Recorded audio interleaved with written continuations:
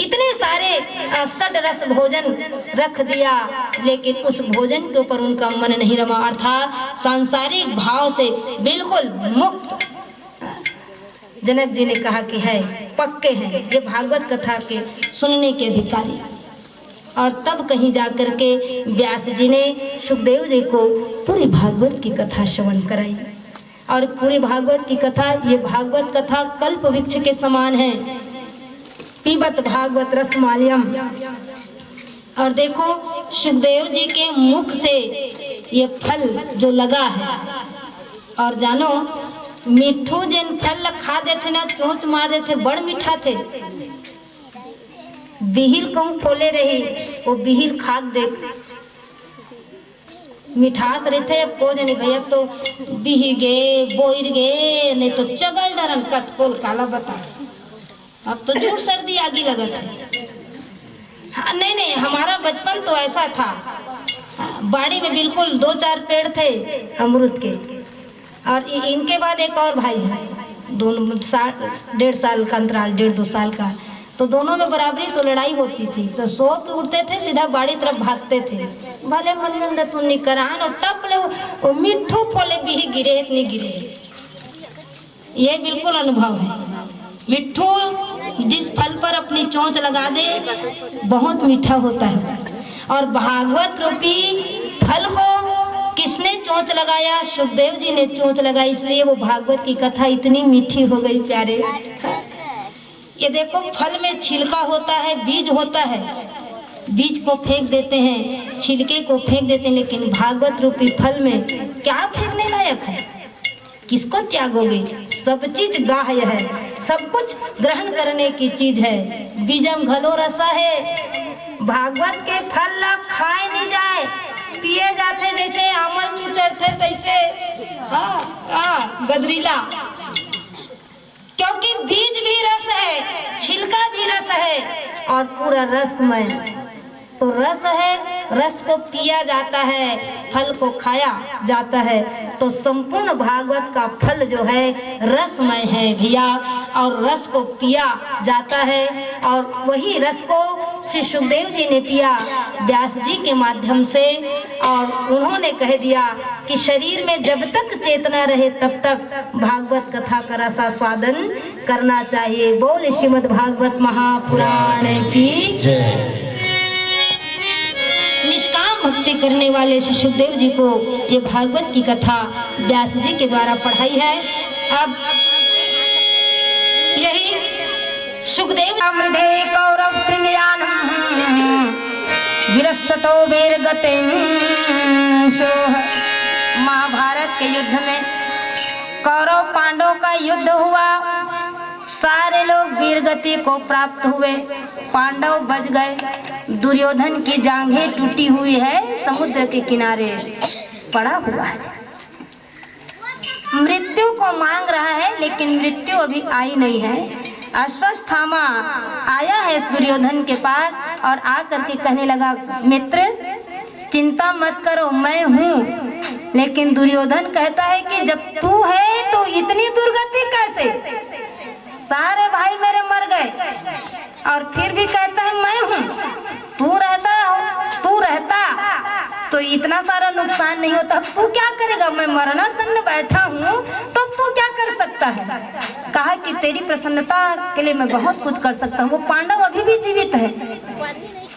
मैं कसम खाता हूँ दुर्योधन, उन 5 पांडवों के सिर को काट कर तुम्हारे पास नहीं लाऊंगा तो मैं तुम्हें कभी मुंह नहीं दिखाऊंगा। कहा मरने वाला है मैं कभी तुम्हें मुंह नहीं दिखाऊंगा।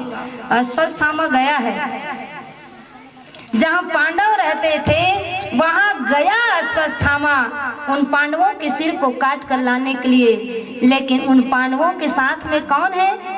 भगवान श्री कृष्ण। राखे राम तेल लेगे कौन, और लेगे राम तेल राखे कौन? मारने वाला है भगवान और बचाने वाला है। जय हो, क्या बात है। भगवान जानते थे, इसलिए उन पांडवों को वहां सोने नहीं दिए, रात्रि में ही उठा करके ले गए भगवान।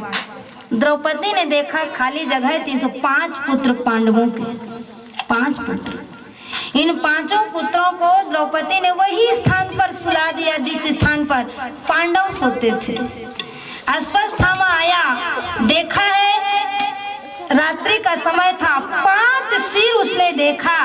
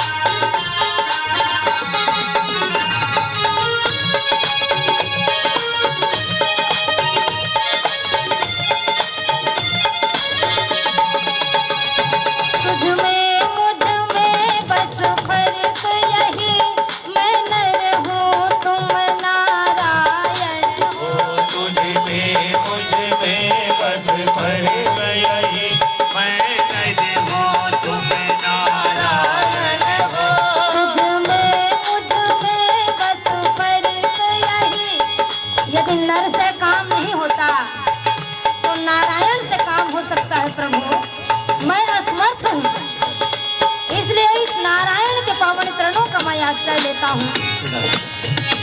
मेरे सब गुण, मेरे सब गुण, मेरे सब गुण दोष समर्पित हो भगवान तुम्हारे। मेरे सब गुण दोष समर्पित हो भगवान तुम्हारे चरणों में। अब जीत तुम्हारे हाथों में, अब हार तुम्हारे हाथों में। अब जीत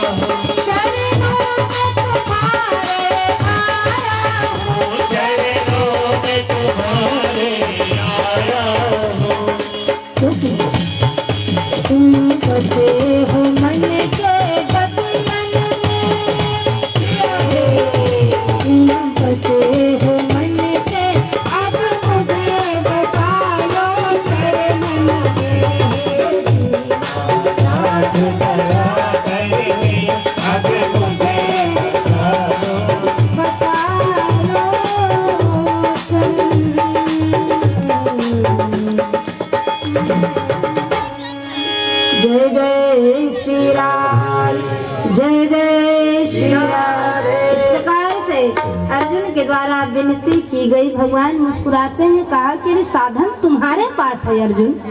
अरे एक छोटे से भाव में तुम डर गए, भयभीत हो गए।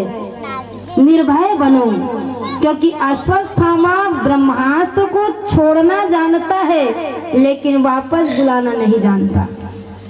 अढ़ा वही प्राण हत्या। हाँ, आधा थोड़ा ज्ञान बहुत खतरनाक ज्ञान। ये जन अब न मैं ले सकती हूँ और न मैं दे सकती हूँ, लेकिन कन्हैया यदि तुम देना चाहते हो तो पुनः मेरे जीवन में दुख को दे दो कहा। अब आप लोग बताइए, भगवान के पास हम जाते हैं, मंदिरों में जाते हैं, तीर्थों में जाते हैं या बड़ों के सामने जाते हैं तो क्या मांगते हैं? आशीर्वाद मांगते हैं, भगवान की कृपा मांगते हैं। दुख कोई मांगता है?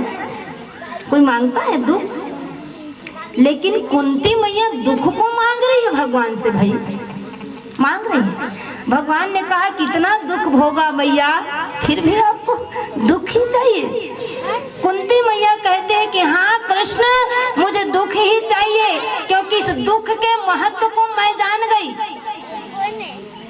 ठीक ही किया तुमने, दुख को बनाया तो शायद सुख मेरे जीवन में रहते तो मैं तुमको पहचान नहीं पाती, तुमको जान नहीं पाती, तुम मुझे नहीं मिल सकते।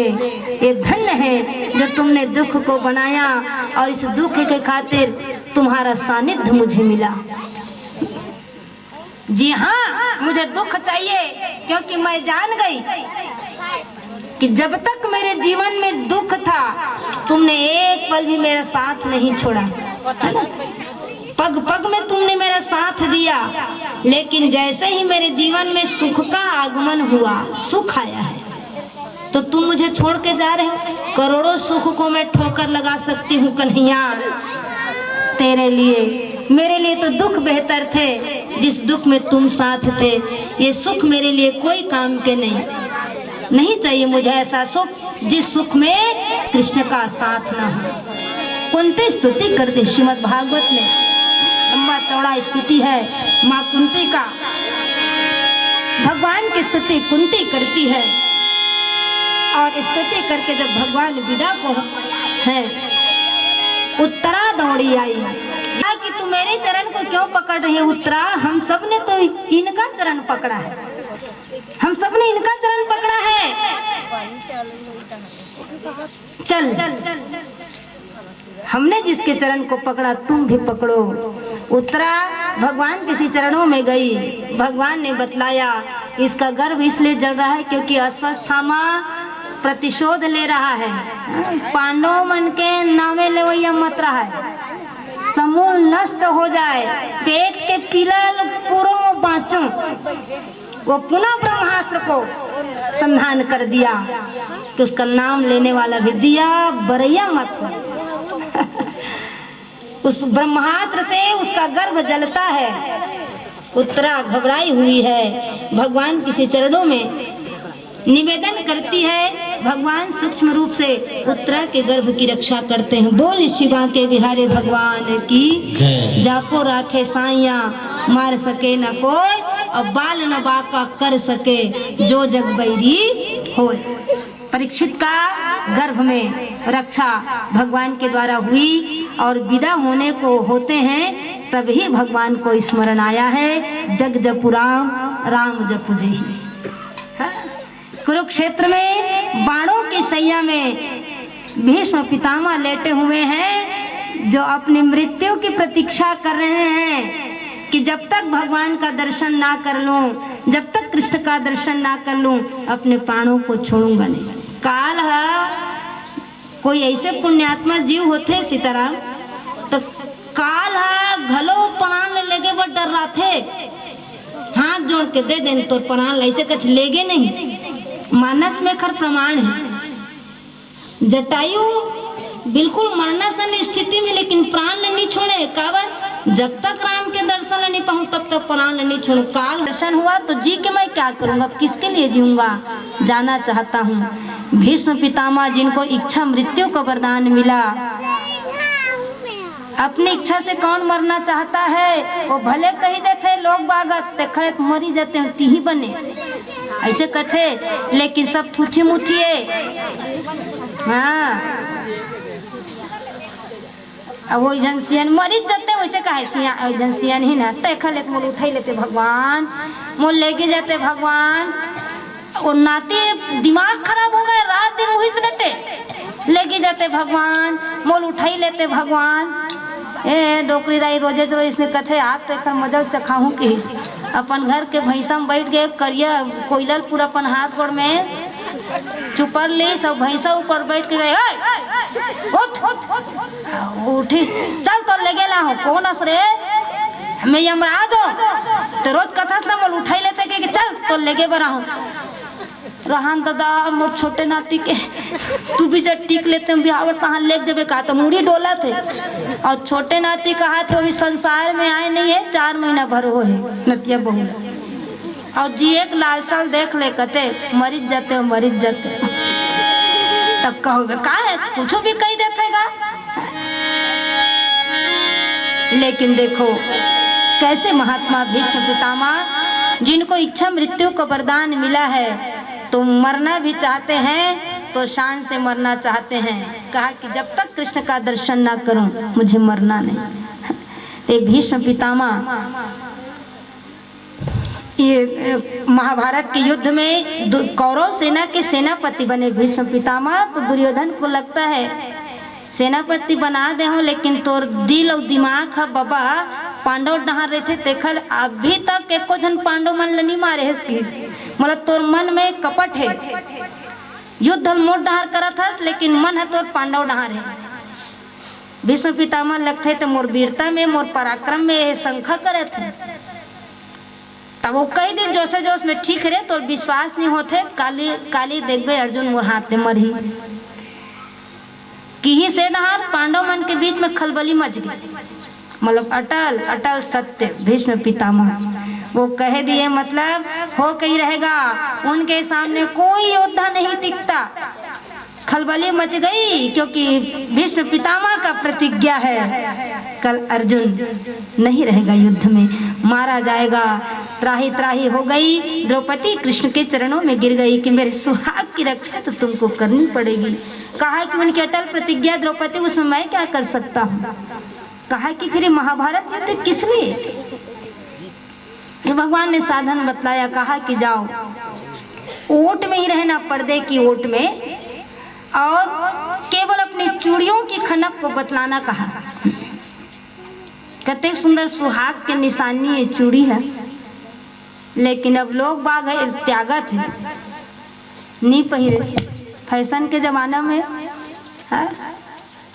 जिनको श्रृंगार करने का सौभाग्य जिनको श्रृंगार करने का अधिकार नहीं वो श्रृंगार कर रहा है और जिनके हिस्से में जो चीजें हैं उसको वो त्याग रहा है। ये कितनी बड़ी विडंबना है।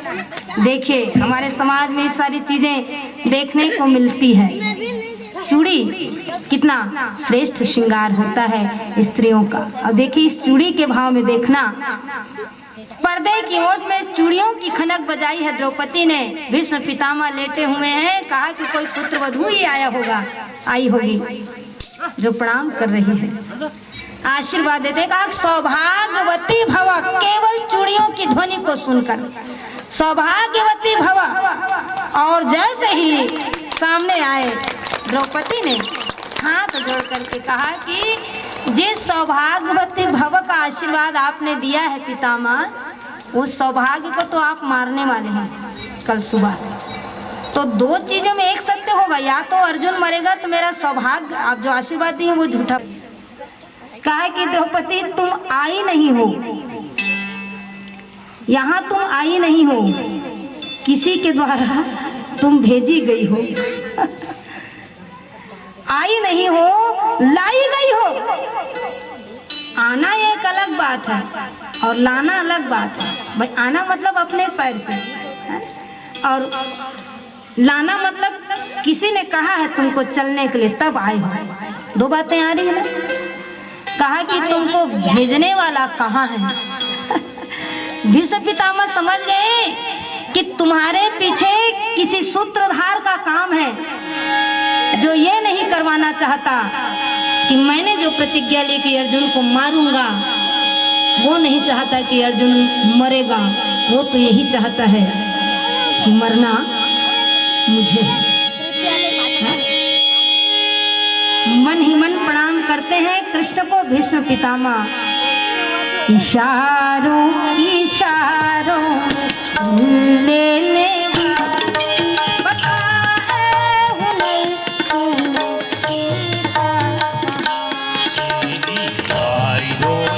क्या संकेत भगवान ने दिया है। लाठी भी मारी तो आवाज नहीं आई, ये भगवान की व्यवस्था है। कहा कुछ नहीं लेकिन बहुत कुछ कह दिया।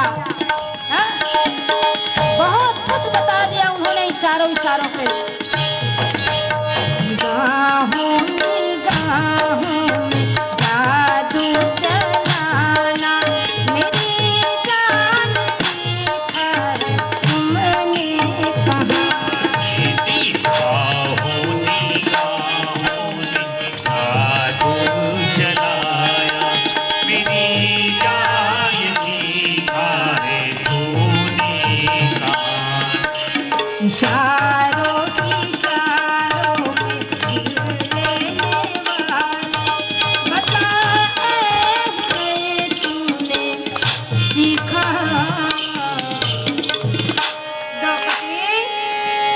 कह तो दिया था कल मारूंगा, लेकिन नहीं। जब सारथी बने, भगवान ने वचन लिया कि अस्त्र नहीं उठाऊंगा, शस्त्र नहीं उठाऊंगा, लेकिन भीष्म की प्रतिज्ञा थी कि उनको तो मैं उठा करके ही रहूंगा, अस्त्र शस्त्र। लेकिन एक ऐसा भाव आन पड़ा, भगवान को क्रोध आया है भीष्म पितामह के ऊपर और रथ के पहिए को उठाया है वहां पर भगवान युद्ध। अस्त्र शस्त्र नहीं उठाऊंगा, लेकिन वो रथ का पहिया सुदर्शन चक्र की भांति हुआ, क्योंकि भगवान जानते हैं कि जब तक अस्त्र शस्त्र को भीष्म पितामह अपने पास रखेंगे तब तक कोई योद्धा उसके सामने टिक नहीं सकता। इसलिए खुद ही रथ का पहिया उठाया जो सुदर्शन चक्र की भांति दिखाई दे रहा है। उस विग्रह को भीष्म पितामह ने देखा तो धनुष और बाण को नीचे रख करके प्रणाम किया कि प्रबल प्रेम के कारण प्रभु को अपना नियम बदलते देखा। अपना मान भले टल जाए लेकिन भक्त का मान न टलते देखा। भक्त के मान की रक्षा के लिए भगवान ने स्वयं उठा लिया रथ के पहिए को और जैसे ही निहत्थे हुए कहा कि अर्जुन यही मौका है, बाण चलाओ, क्योंकि जब तक बाणों को अस्त्र शस्त्र को धारण करेंगे भीष्म पितामह तब तक तुम्हारी जीत संभव नहीं। ये धर्म युद्ध है और धर्म युद्ध में कुछ न कुछ नीति को बदलना पड़ता है। ये अस्त्र को मैंने इसीलिए उठाया है। चलाओ धनुष्मान। बबे निहत्था है कथे नियम ला कानून ला मैं जानता हूँ, ओखर व्याख्या तो करे बर ली के हम, मैं जैसे कहा था तैसे कर, मैं हूं ना। और इसलिए ऐसे बाणों की वर्षा अर्जुन के द्वारा हुई, छलनी छलनी हुआ उनका शरीर और वहीं गिर गए। तब से उन्होंने प्रतिज्ञा ली कि इस प्राण को तो छोड़ूंगा, लेकिन बिना कृष्ण के दर्शन किए इस प्राण को नहीं छोड़ूंगा। सूर्य भी दक्षिणायन में है और तब तक प्राण को रखे रहे जब सूर्य उत्तरायण को नहीं। और भगवान याद करके सकल पांडवों के साथ में आए हैं भीष्म पितामह के पास। भगवान ने कहा युधिष्ठिर से कि जाओ, पितामह हैं, इनके पास ज्ञान का था भंडार है, जाओ क्या लोगे, उनके पास तो कुछ है नहीं, यदि है तो केवल धर्म की बात, राज धर्म की बात, नीति की बात, ज्ञान की बात, धर्म उपदेश ले लो कहा। पूरा ज्ञान उपदेश दिया है भीष्म पितामह ने, धर्म उपदेश दिया, राज धर्म के बारे में बतलाया, राजनीति के बारे में बतलाया पितामह ने। वहां पर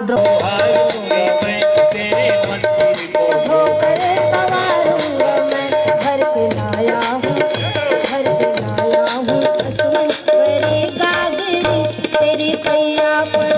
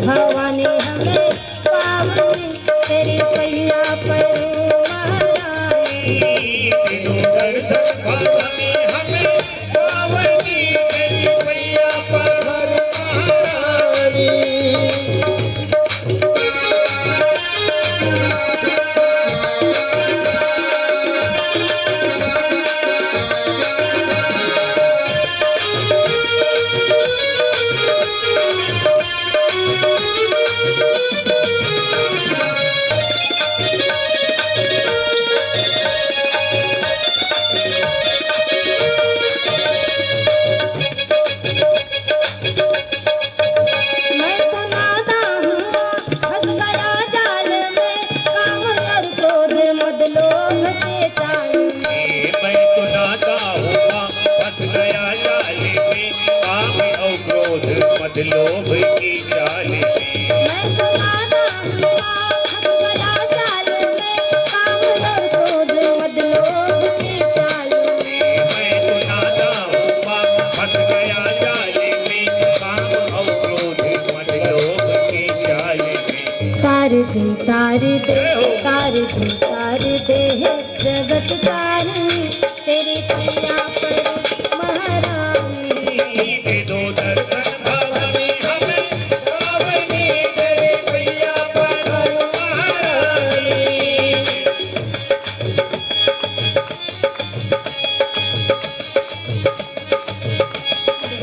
दर्शन भवानी हमें पावनी, तेरी पैया पर महारानी। दे दो दर्शन भवानी हमें, भवानी तेरी पैया पर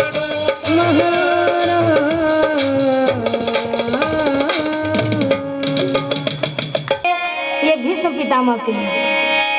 कबीरा सब जग मरने से डरे, अब मेरा मन आनंद। कब मरी हो कब पाई हो, अब पूरन परमानंद, पूरन परमानंद। बोल सियावर रामचंद्र की जय। और भीष्म पितामह ने आंख मूंद लिया और देह को वही छोड़ करके भगवान के श्री चरणों में समर्पित हो गए। बोले भक्तर भगवान की जय। और भगवान कृष्ण का द्वारिका गमन हुआ, भगवान का स्वागत हुआ। जिस गर्भ की रक्षा भगवान ने की थी उत्तरा की, उसी उत्तरा के गर्भ से दिव्य बालक का जन्म हुआ। वो बालक जब बाहर निकला तो अपनी आंखों को इधर उधर घुमाता है, देखता है। इस दिव्य बालक का नाम पड़ा परीक्षित।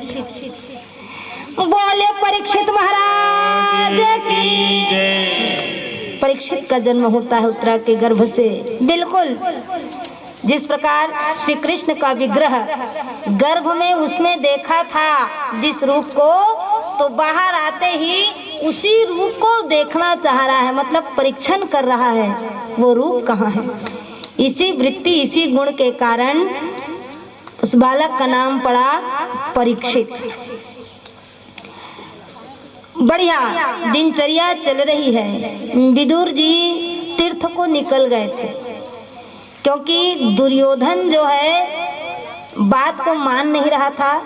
राजा धृतराष्ट्र जो है उनके सपोर्ट में थे। पांडवों के हिस्से में कुछ नहीं आया तो विदुर ने भी समझाया, लेकिन दुर्योधन ने कहा खाते मेरा हो और पांडवों के गुण को गाते हो। विदुर कथे यहाँ बात बिगड़ रही हो। एक हर से थी ये झंझट फटफट से छोड़ी देते लड़े ले तरे बने, लेकिन कोनो मन झपई जथे घूस जबे तो बाँच जबे झगड़ा ले आओ कहूँ हो गए तना तने तो सीताराम है ना। अब कैसे कटार वो भाई मुझ बाजी तेला बंद कर, अब बंद करना है तो कले चुप हो जा, निकल जा, विवाद नहीं बाढ़े। लेकिन वो बाढ़ते कब भभकते कब जब वाह टोले में कम हो ऐसे कहीं ना बिल्कुल झगड़ा बांटते। धृतराष्ट्र तो गंधारी मार एकदम चटारा ले लेके स्वाद ले लेके ऐसा खाते चेंज भाजी पूछ मत। विदुर देखते कथे ओहो धृत राजा जेखर बर गड्ढा खोदे जीवन भर पांडव मन भर अतका उदिम करे तोर बेटा अतका उदिम करिस फिर एक कनिक ते बरजेस नहीं।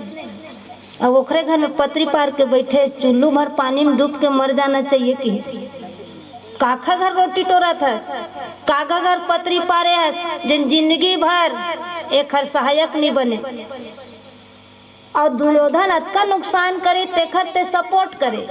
धिक्कार है ऐसा जिंदगी की। ये भोग के समय नहीं है, ये योग करे के समय। ये उम्र ल भोग में झन बिता होई न विषय विराग मन बसत भा चौथपन, हृदय बहुत दुखला, जन्म गयो हरि भगत बिनु, जन्म गयो हरि भगत बिनु, जन्म गयो हरि भगत बिनु। जिस संसार के भाव में तू लिप्त है, अब इस संसार को छोड़ दे। हाँ? अब तो तेरे संन्यास करने का भाव। सारा संसार भुलावे का बवंडर है साथी। ज्ञान की बातें विदुर जी ने बताई धृतराष्ट्र को। सारा संसार भुलावे का बवंडर है साथी, जिंदगी एक किराए का घर है साथी। बड़ा ही बावला है तू किसे आवाज देता है, बड़ा ही बावला है किसे आवाज। छोड़ भोग को और योग में जुड़। जीवन भर पाप कमाए तुमने, अब जो समय बचा है कुछ पुण्य कमा ले, कुछ धर्म कमा ले भैया। धृतराष्ट्र की जो आंखें अंधी थी, मन की आंखें भी पूरी अंधी हो चुकी थी, लेकिन विदुर के ज्ञान से उसके ज्ञान चक्षु खुल गए और ज्ञान चक्षु खुलने से आंख से आंसू बहने लगे। कहा कि विदुर तुमने ठीक ही कहा, मैंने तो पूरा जीवन बिता दिया। ना है सजन रे झूठ मत बोलो, खुदा के पास जाना है। न हाथी है न घोड़ा है, वहाँ पैदल ही जाना है। सजन रे झूठ मत बोलो, तेरे ये महल चौबारे यहीं रह जाएंगे सारे।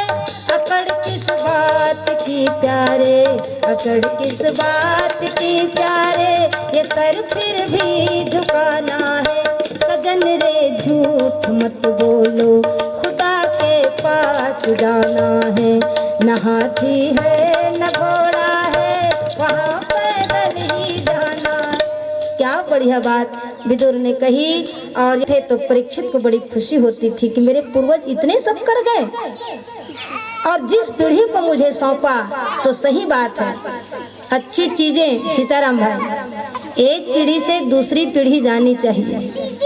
ये भागवत की कथा आपके परिवार के सौजन्य से हो रही है ना, इसमें तो आपके जो हैं पूर्वज उनका भी उद्धार हो गया, जो हैं उनका भी कल्याण हो रहा है, और आने वाली पीढ़ी भी उस जन कल्याण वाले भाव में उनका भी उद्धार होगा।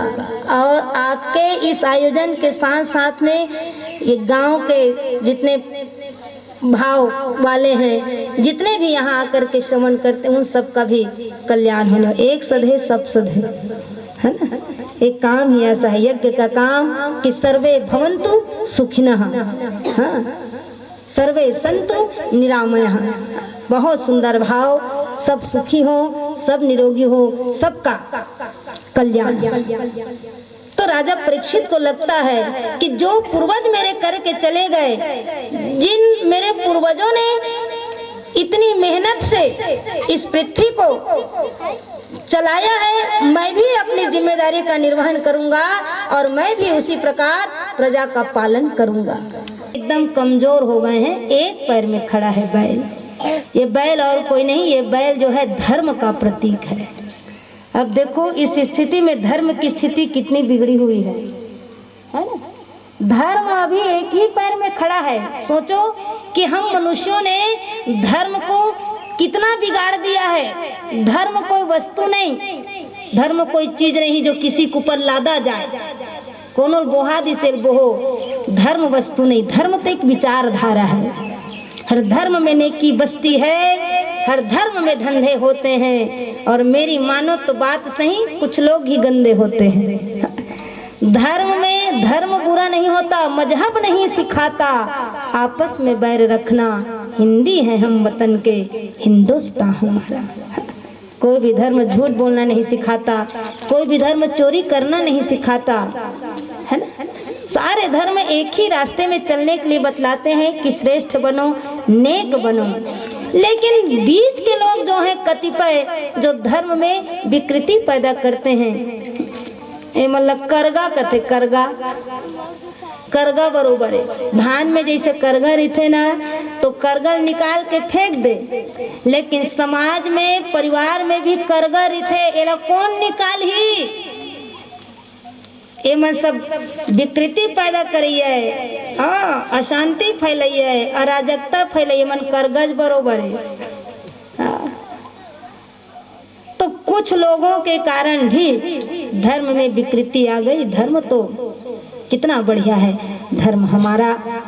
तो एक दूसरे का हाल चाल पूछते हैं, कहा कि सब बने बने भैया, कुशल मंगल है।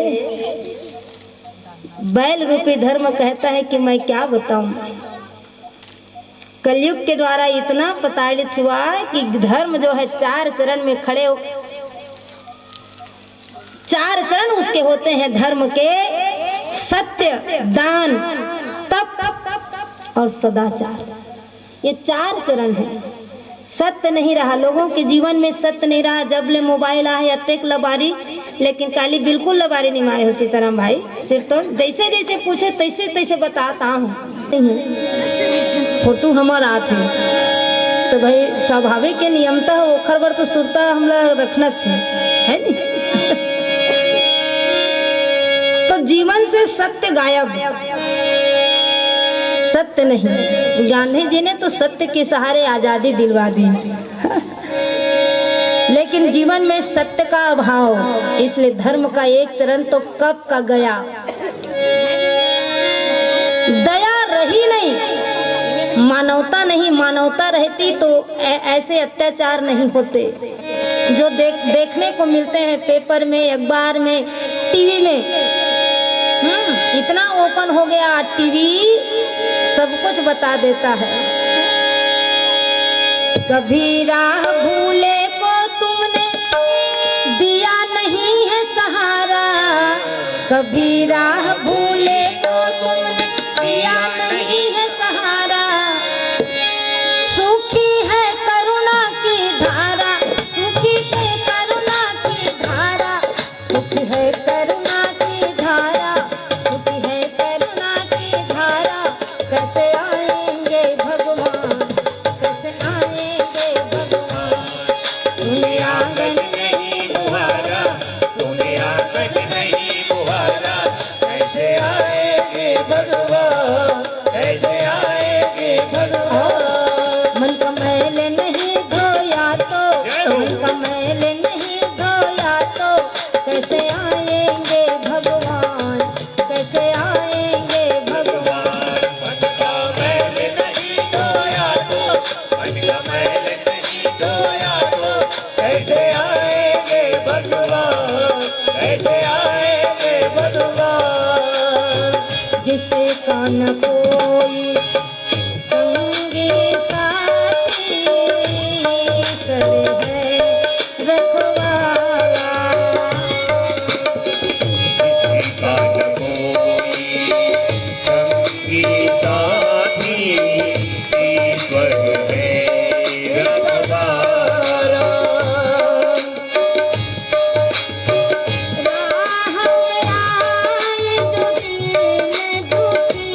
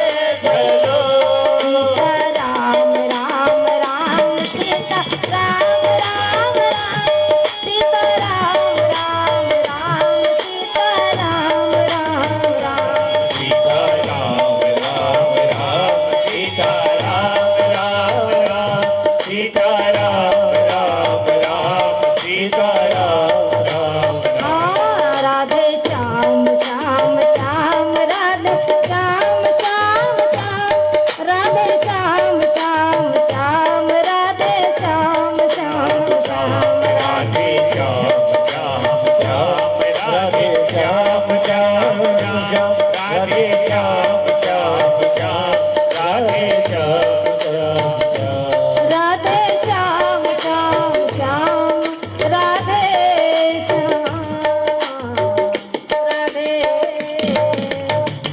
आज फरेब के धंधे इनमें ये मक्कार ये अंधे,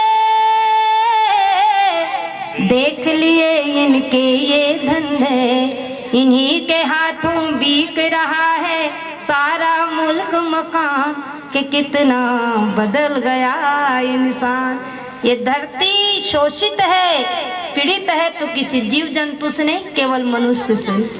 अत्यधिक जहरीला हो गए मनखे, जानवर से नहीं डर लगे सीताराम। आदमी डर रहा थे, कोनो सुनसान जगह में कोनो बगवा घलो ऐसे निकल जाए नहीं डर रहा है आदमी, लेकिन आदमी कहूँ देख डरी ना भय हो जाए। आदमी अत्य खतरनाक। सांप मन में मीटिंग हो गई, मीटिंग हुई काबर?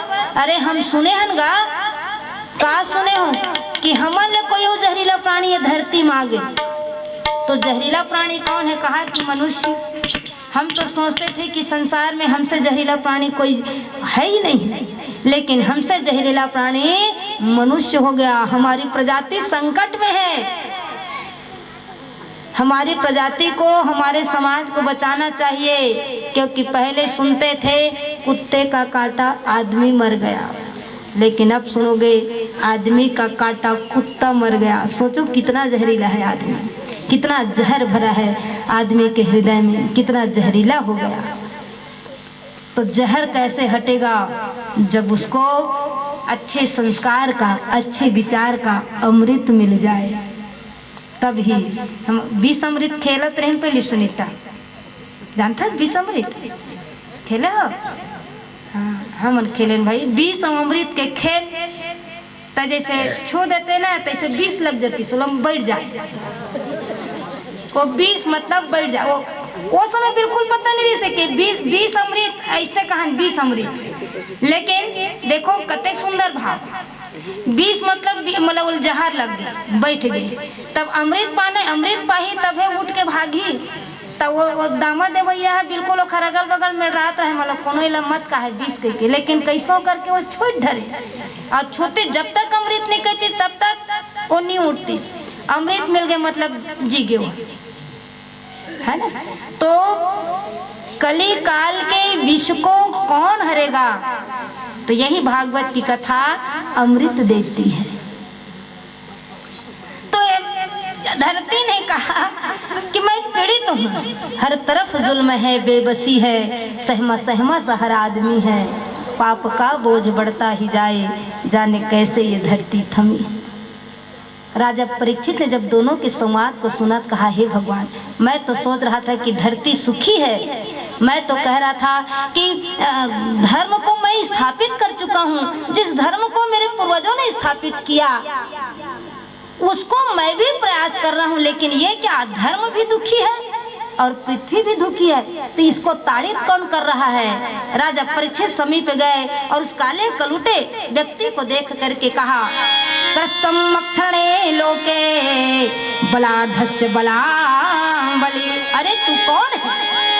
मेरे अधीनस्थ इस पृथ्वी पर तू निर्बलों को ताड़ना दे रहा है? तेरी इतनी औकात तेरी में है कि जो आता ताई होता है उनको हम दंड देते हैं, क्या तुम्हें भय नहीं दंड की?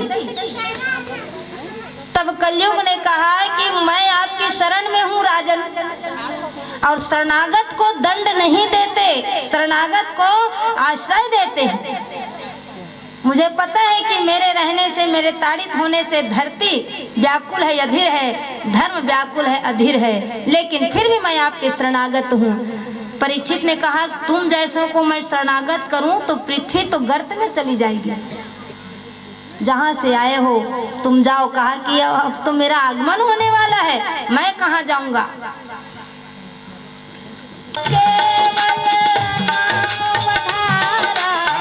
कलयुग केवल नाम आधारा,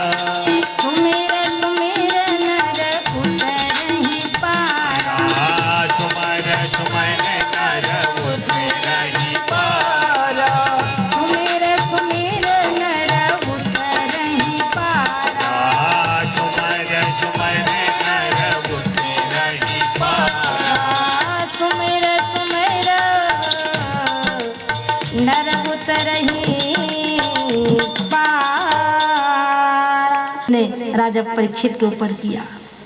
स्वर्ण पर दिया है, स्वर्ण, सोने पर कलयुग का मार।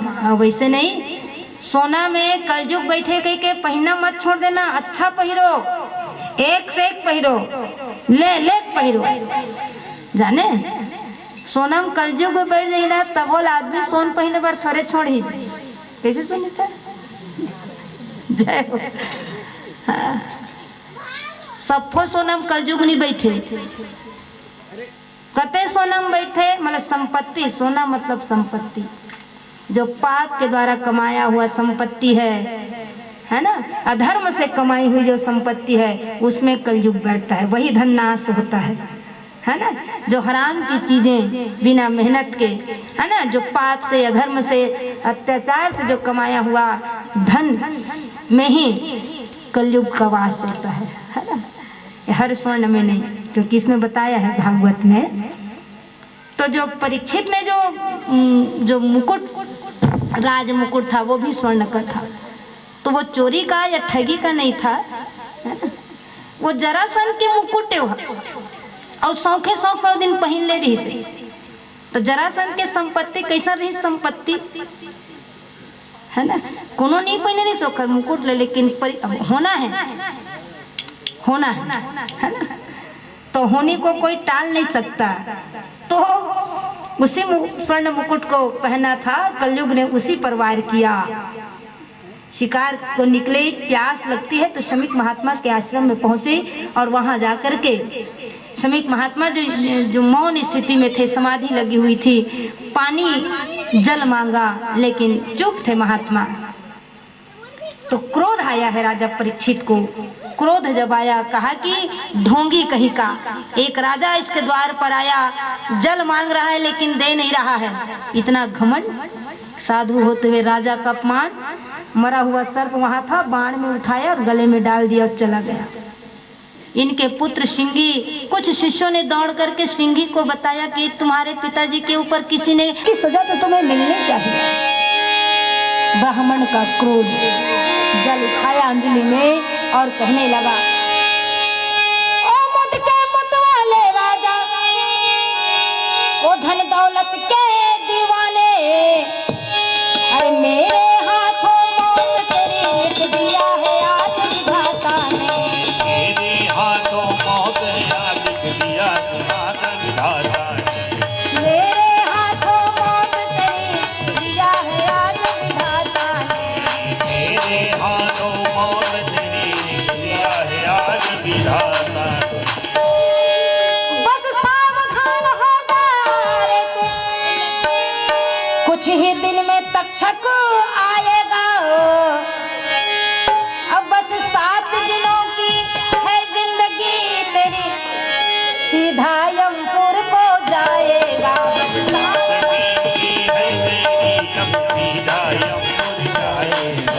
7 दिनों की जिंदगी वापस नहीं आती, वो लग ही जाती है जहाँ लगना है। जाकर के बतलाया, ठीक अपने महल की ओर पहुंचे राजा परीक्षित, और जैसे ही मुकुट को निकाला है तब उसको स्मरण आया, हे भगवान ये मैंने क्या कर दिया, बड़ी भूल हो गई। शिष्यों ने जाकर के बताया कि आपको ब्राह्मण का शाप लगा है। राजन, महात्मा ने खबर भेजा, वो तो आत्मग्लानि से भर गए। मैंने इतना बड़ा अपराध किया तो मुझे तत्काल मेरी मृत्यु हो जानी चाहिए थी, इतना बड़ा मैंने अपराध किया, लेकिन ये तो संत की कृपा है जो मुझे 7 दिन का समय दे गए। 7 दिन का जीने का अधिकार मुझे दे दिया। मतलब संत का आशीर्वाद, संत की कृपा कि इन 7 दिनों में मुझे अपना कल्याण के मार्ग को ढूंढना है। 7 दिन मुझे मौका दे दिया, अवसर दे दिया। भागवत के कथन में 2 जन भल पता है अपन मौत। एक तो राजा परीक्षित ने, वहाँ साधु पुरुष थे, वो सब धर्मात्मा राजा का दर्शन करने पहुंच रहे हैं। कितना बड़ा सौभाग्य की बात कि साधु पुरुष को लोग दर्शन करने जाते हैं, है ना, लेकिन वो साधु पुरुष महात्मा परीक्षित को देखने आ रहे हैं, दर्शन करने आ रहे हैं। सब ऋषि मंडली को देखा है राजा परीक्षित ने। तब वो कहने लगा, आज धन्य मैं धन्ययति यद्यपि सब विधिहीन, निर्जन जाने राम मोहे संत समागम दीन, संत समागम दीन। मैं घर को नहीं छोड़ता तो इन संतों का दर्शन कैसे होता। सबने घेर लिया, अपने अपने हिसाब से उपाय बतला रहे हैं, साधन बतला रहे हैं, क्योंकि 7 दिन में तुमको अपना कल्याण करना है। इति स्म श्राव्याभ्यासायुक्त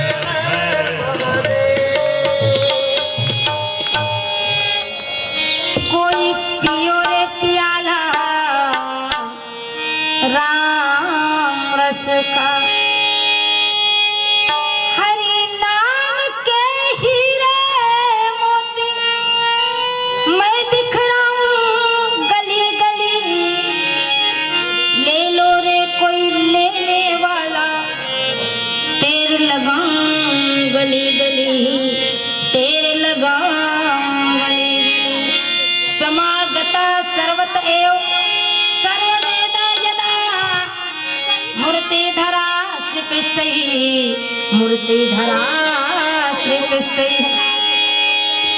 त्रिलोकी से ऊपर सत्यलोक में मूर्तिमान रूप में जो वेद स्थित है, वही वेद लगता है कि रूप लेकर के मेरे समक्ष आया सुखदेव जी के रूप में। सब लोगों ने प्रणाम किया, धन्य है सुखदेव जी, धन्य है। और जैसे ही परीक्षित ने देखा है तो जैसे सूर्य के किरणों से तपित ये शरीर, यदि वृक्ष की छाया इस शरीर को मिल जाए तो वही जाने उसको कितनी शांति मिलती है। सूरज की किरणों से जलते हुए तन को मिल जाए एक तरवर की छाया, ऐसा ही सुख मुझे मन को मिला जब से तेरी शरण में आया। चरणों में गिर गए और चरणों में गिर करके बारंबार प्रणाम करते हैं, बारंबार प्रणाम करते हैं। सुखदेव जी की उम्र केवल 16 वर्ष की है।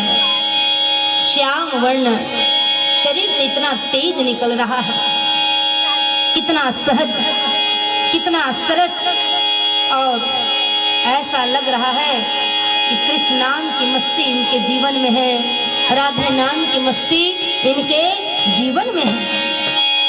सब खड़े हो गए। राजा परीक्षित ने देखा, कोमल वाणी से निवेदन किया कि महात्मन, मैं राजा परीक्षित और आप वैद्य मुझे मिल गए, क्योंकि लेकिन मरना किसी को नहीं आता।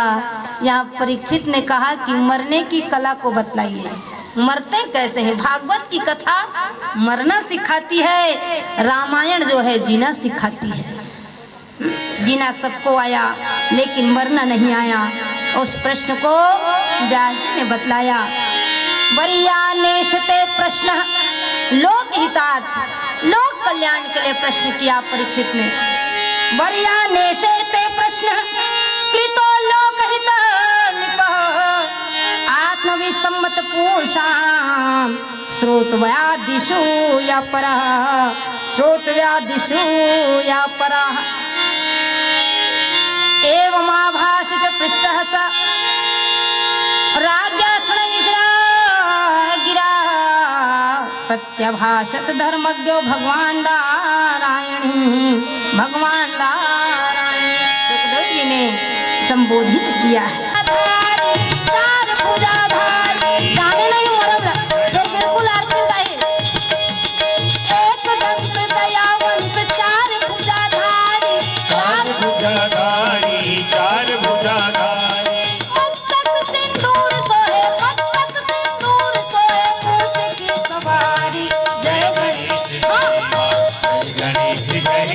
जय गणेश देवा, माता जाति पार्वती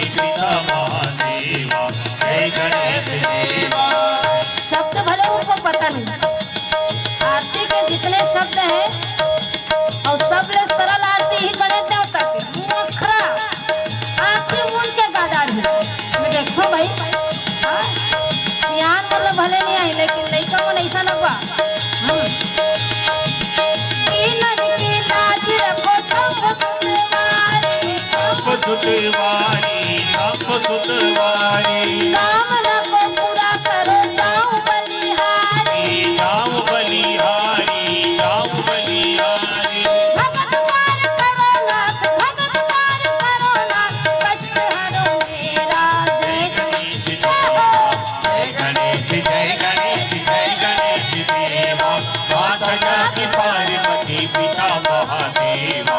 जय गणेश देवा, जय गणेश देवा, जय गणेश। हवन होई और भगवान प्रगट हो गए।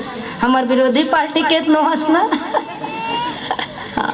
चले कोई बात, जुड़ना चाहिए। बहुत अच्छा संस्कार है, बहुत अच्छा भाव। मना बिल्कुल मत करो, कैसो है, चाहे घर में करे चाहे बाहर में करे।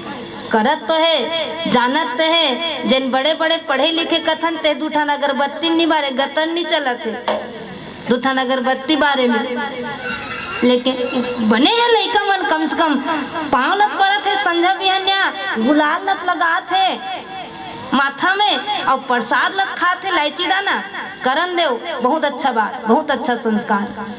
बालपन से ही वो संस्कार पढ़ने चाहिए, जिस भी माध्यम से हो। तो यहाँ सुखदेव जी ने भिन्न भिन्न देवों की उपासना की विधि बतलाई और भगवत भक्ति को श्रेष्ठ बतलाया। भगतहीन नर सोह कैसा, और बिन जल बारिद देखी तैसा। जीवन में भगवत भक्ति की इतनी आवश्यकता है, इसकी प्रधानता को बतलाया। मैंने कल भी बताया, चरण किया उस भगवान को, उस पार ब्रह्म परमात्मा को वंदन किया है और स्मरण किया है। इस सृष्टि विषयक प्रश्न में जो बातें सुखदेव जी ने बतलाई, तो वही बातें नारद जी ने ब्रह्मा जी से पूछा है कि सृष्टि का निर्माण किसने किया, कैसे हुआ सृष्टि का निर्माण, किस कारण से सृष्टि का निर्माण हुआ। और सृष्टि नहीं होती तो हम तुम्हारे रहते हैं सीताराम भैया, नहीं रहते, नहीं कहाँ रहते हैं, हमरे मन पर बना है सृष्टि। तो ब्रह्मांड का निर्माण, और उस ब्रह्मांड में भगवान श्री नारायण, नारायण की नाभि से ब्रह्मा जी की उत्पत्ति, नाभि से कमल की उत्पत्ति होती, उसी कमल में ब्रह्मा जी की उत्पत्ति हुई। ब्रह्मा जी को पता नहीं चलता मैं कौन हूँ और कहाँ से आया हूँ, तो कमल की नाल के माध्यम से वो भगवान के उदर में जाते हैं। भगवान के उदर में गए तो वहाँ सकल ब्रह्मांड का दर्शन, सकल वैकुंठ का दर्शन, ब्रह्मांड का दर्शन हुआ। भगवान ने तत्व ज्ञान दिया है। ब्रह्मा जी को जब आज्ञा हुई कि सृष्टि का विस्तार करना है, तो यही ब्रह्मा जी के माध्यम से सनकादिक का जन्म होता है, रुद्र का जन्म हुआ, मरी सरस्वती का वर्णन हुआ, और ब्रह्म के देह से ही मनु और शत्रुपा का जन्म होता है। मनु और शत्रुपा मतलब एक नर और एक नारी। एक नर और एक नारी का जन्म हुआ, मतलब सृष्टि के आरंभ में नारी के अस्तित्व को बतलाया गया। ये शास्त्र कह रहा है कि नारी का अस्तित्व आदि काल से है, तो किसी के मिटाने से नहीं मिटता। अरे जिनको भगवान ने बनाया उनके अस्तित्व को कौन नष्ट कर सकता है। जब मनु और शत्रुपा हुए, इनसे जब सृष्टि को आगे बढ़ाने के लिए कहा गया, तो एक से नहीं बढ़ता, दो से शुरू हुआ है संसार। कि एक फूल से एक मोती से बने न कोई हार, हमें बनाया ईश्वर ने एक दूजे का श्रृंगार। दो से शुरू हुआ संसार। सृष्टि आगे बढ़ने को है, और यही ब्रह्मा जी भगवान की आज्ञा लेकर के मरीचि जो मन से इनकी उत्पत्ति हुई, मरीचि अत्रि जो है नेत्रों से इनकी उत्पत्ति होती है, अंगिरा मुख से हुआ, पुलस्त जो है कान से होता है, पुलह नाम के ऋषि जो है नाभि से हुए, कत्रु जो है हाथ से हुए, भृगु नाम के ऋषि त्वचा से इनका जन्म हुआ। नारद गोद से इनकी उत्पत्ति होती है। दक्ष अंगूठे से हुआ और करदम जो है छाया से हुआ। इन ऋषियों को भी ब्रह्मा जी ने उत्पन्न किया, क्योंकि इन्हीं की प्रेरणा से सृष्टि जो है आगे बढ़ेगी। तो कश्यप नाम के ऋषि, जिनकी पत्नी दीति और अदिति। तो दीति जो है पुत्र की कामना लेकर के कश्यप के पास गए और इच्छा करती है कि आप अपने पति धर्म को निभाएं। कश्यप ने कहा कि संध्या कालीन की बेला है, संध्या काल में आसुरी शक्ति प्रबल रहती है। एक से दिया बारेल कथे, दिया चिमनी बारेला, मतलब अगरबत्ती जलाओ, दिया जलाओ। भगवान का सानिध्य संध्या कालीन की बेला में होना चाहिए, क्योंकि संध्या असुरों के लिए कहा गया, राक्षसों के लिए ये समय जाने। तो अत का समय राक्षस मन हावी थे, सांझ हो तहा लेते होना छे, समझ गए? सांझ हो मतलब आसुरी शक्ति प्रबल है। इनसे बचने के लिए जप तप आराधना को यहाँ पर बतलाया। कश्यप ने कहा, ये संध्या कहा कि पुत्र की इच्छा तो करी, लेकिन वो पुत्र श्रेष्ठ नहीं होगा। स्त्री यदि पुत्र को जन्म दे तो कैसी संतान को जन्म दे? जननी जने तो भक्त जन। स्त्री यदि संतान को जन्म दे, जननी जने तो भक्त जन, या दाता या सूर, और नहीं तो तू बांझ रहे, काहे गवाए नू, काहे गवाए। विवश हो गए कश्यप, दीति की बात में आ जाते हैं।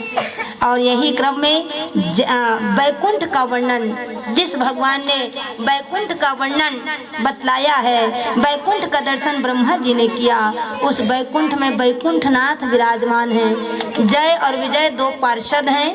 सनकादिक महात्मा आए हैं दर्शन के लिए, तो ये पार्षद कहते हैं आधार कार्ड है, आगे लगाओ कार्ड, पेन कार्ड, आधार कार्ड, राशन कार्ड, कार्डे मर गए भाई। हा? बिना आधार के तो कुछ नहीं हुआ, वहां भी चला गया, नो एंट्री, कुछ पास। जय विजय मना कर, ये लोभ के प्रतीक हैं। हाँ, और माखी गुड़ में गड़ी रहे, पंख रहे लपटाए। लोभ पतन का कारण है, मोह पतन का कारण है, इसलिए इनका स्तर गिर गया।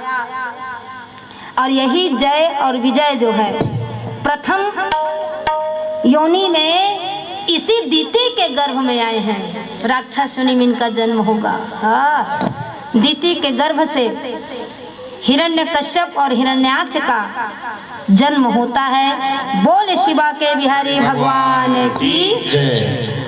हिरण्याक्ष और हिरण्यकश्यप, ये हिरण्याक्ष क्योंकि उस समय जल ही जल था। मनु और शत्रुपा को कहा गया सृष्टि का निर्माण करना है, तो ब्रह्मा जी से विनती किया है कि मैं सृष्टि का निर्माण कैसे करूं, क्योंकि चारों चहुं और जल ही जल है। सृष्टि ठहरेगी कहाँ? सृष्टि ठहरेगी तभी तो सृष्टि का निर्माण होगा। तो सृष्टि ठहरेगी तो पृथ्वी पर, तो पृथ्वी कहाँ है? वो हिरण्याक्ष जो है धरती को समुद्र के जल के भीतर डुबा दिया। तुम पूरन परमात्मा, तुम अंतर्यामी, स्वामी तुम अंतर्यामी। पार ब्रह्म परमेश्वर, पार ब्रह्म परमेश्वर, तुम सबके स्वामी। ओम जय जगदीश हरे। मात पिता तुम मेरे, शरण गाऊं मैं किसकी, स्वामी शरण गाऊं मैं किसकी। तुम बिन और न दूजा, प्रभु बिन और न दूजा, आज करूं मैं किसकी। ओम जय जगदीश हरे। और देखिए 25 काबर की धरती धारण करना है, और धरती कामा धारण करे वो ही कौन लानी। इसलिए देश काल परिस्थिति के हिसाब से भगवान ने स्वरूप को धारण किया है। बराह बन गए और बराह बन गए और हुंकार भरते हुए जल के ऊपर प्रवेश किए, जल के भीतर। इधर हिरण्याक्ष क्षुधाहीन बलहीन सुर सहज ही मिलहि आई, परिहरियों की छाड़ियों भली भांति अरे बदला पाके ते हरहिना अरे बरत्याचारी रे, करे बरत्याचारी रे, करे बरत्याचारी। सारे वेद पुराण को नष्ट करने वाला हिरण्याक्ष, वेद पुराण लनाश करे जीते जगत लाचारी रे, जीते जगत लाचारी रे, जीते जगत लाचारी। तोर मुड़ीला तोर मुड़ीला तोर मुड़ीला तोर मुड़ीला तोर मुड़ीला काटल जाऊं रे ओ बारा मैं वो बारा बोल मालिक मैं गिराओ रे, मैं वो बारा मैं वो बारा। तोर नामेला तोर नामेला तोर नामेला तोर नामेला तोर नामेला कानम चाहूं रे ओ बारा मैं वो बारा। बोल मालिक मैं गिराओ रे, मैं वो बारा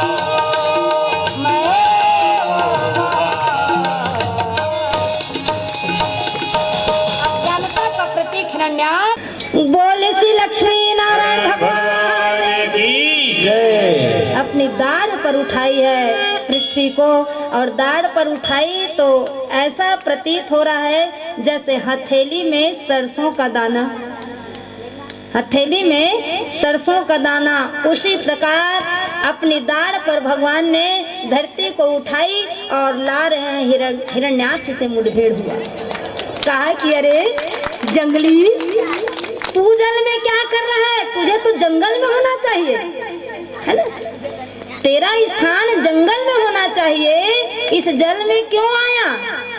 तो भगवान मुस्कुराते हुए कहते हैं, कहा भी हाँ मैं जंगली हूँ। जंगली जंगली नहीं के का कही, जंगली ला जंगली नहीं के का कही भाई, सहरिया थोड़े कही देवे। अब हमार दार जंगल है, जाने सुनित जंगल है हमार दार भैया। अब तुमन कहू भी जंगली तो आई एम जंगली भाई, जंगली जंगली नहीं कहू का को भाई भवन भाई जंगल जंगल डहार रहन ता जंगली कहबो। तुम अलत नहीं कहन भाई, तुमन तो सब चाहता राज वाले। हाँ हाँ हम जंगली हैं, कहा जंगल में रहता हूँ, कोई बात नहीं, आई डोंट केयर, मैं जंगली हूँ। लेकिन इस जल में इसलिए आया है कि वहाँ ग्राम सिंह मुझे नहीं मिले। जंगल के शेर, गांव के शेर कौन लगते थे जाने जान, गांव के शेर कौन है? कुकुर।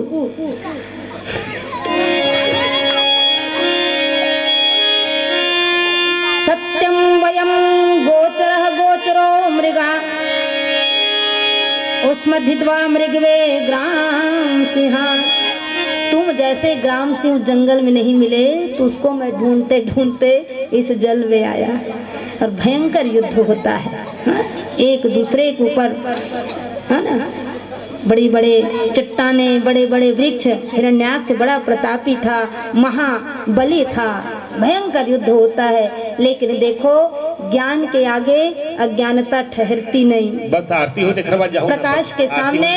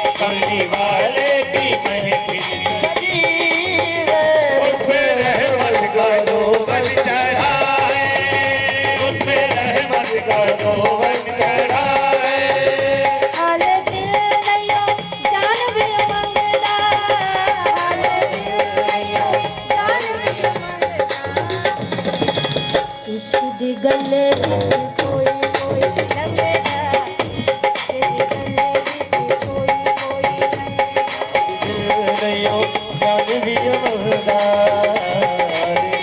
नयो जान भी महंगा, इश्क दे गले विच कोई कोई लगदा, इश्क दी गली विच कोई कोई लगदा। कितने घंटे हो गए बैठे हमको? 1 घंटा हो किसी तरह। पाँच सबों जी पर ही न सब बैठे छो, आगे को भी नहीं पारो। और राम भक्ति का यही असर है, प्रेम का।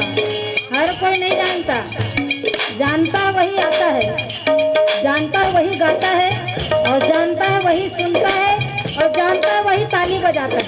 ठीक है, बोलो श्री हरि भगवान की जय। हाले दिल में जान भी जान भी इश्क दी गले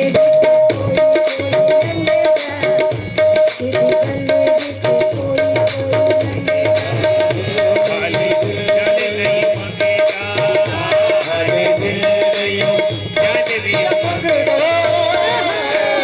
इश्क दी गली विच कोई कोई लगदा, इश्क दी गली विच कोई कोई लगदा।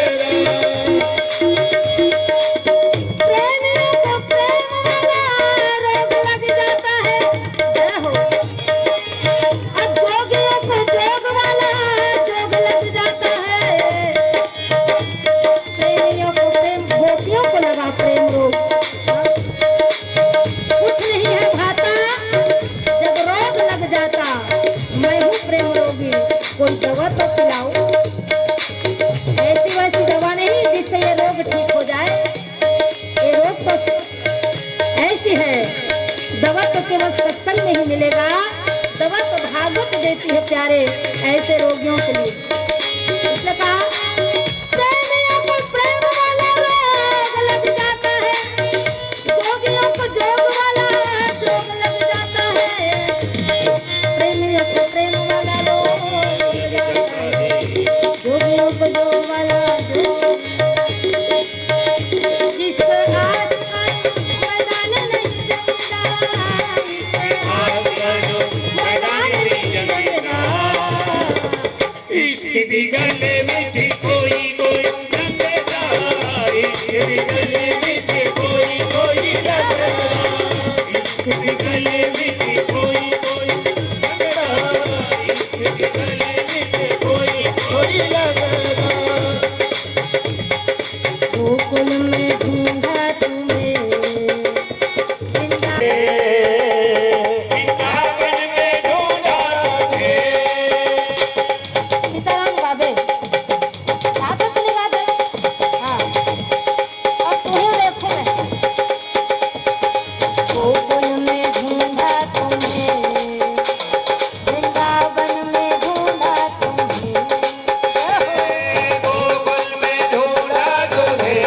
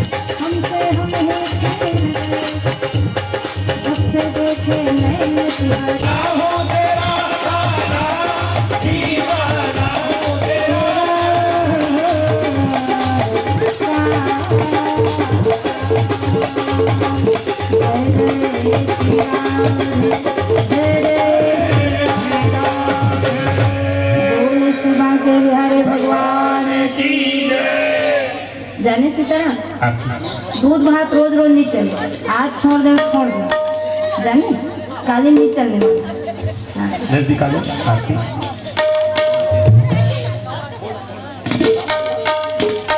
चलिए अभी मंगल आरती भगवान की आप लोग प्रसाद लेकर के प्रस्थान करेंगे।